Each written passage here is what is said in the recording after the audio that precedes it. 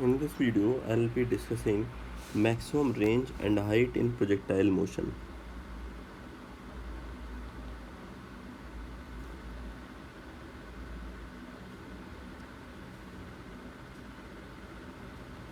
In projectile motion.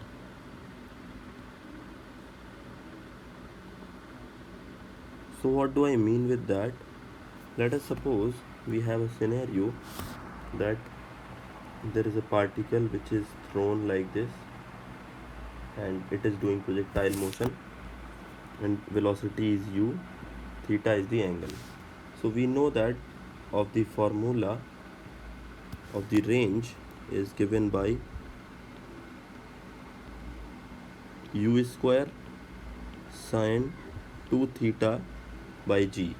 Okay, if angle is theta, so here u square sine 2 theta by g is the formula. So now for maximum range,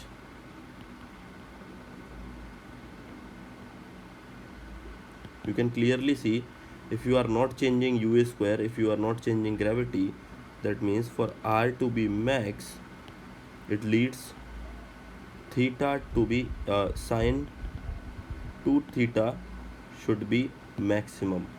Okay, and it is very clear that sine 2 theta is maximum. That means sine 2 theta is equal to 1. That means sine 2 theta is equal to sine pi by 2, and then we can clearly see 2 theta is equal to pi by 2. That means theta is equal to pi by 4 or 45 degrees. That means to obtain the maximum range for maximum range, theta is to be 45 degree. Correct? This is going to be the maximum range.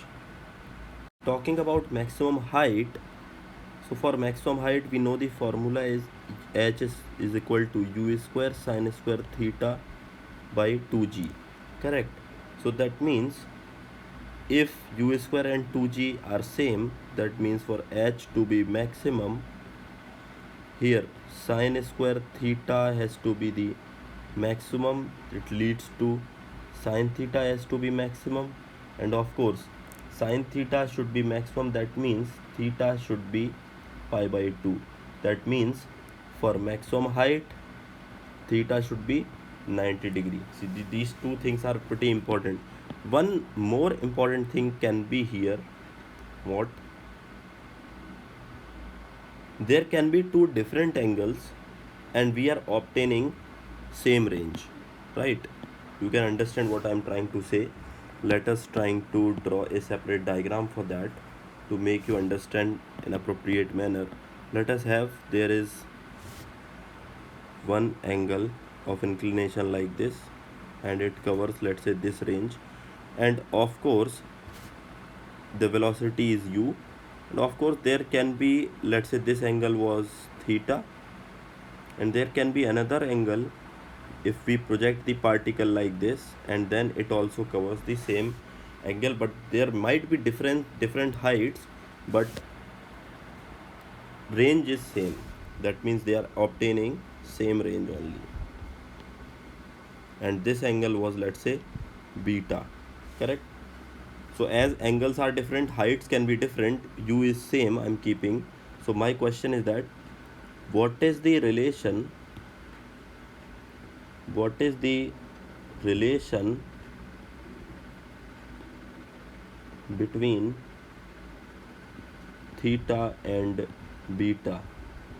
So if range is same, that means r1 and r2 is equal to r, then I can say that r1 is equal to u square sine 2 theta by g, and here I can write u square sine 2 beta by g.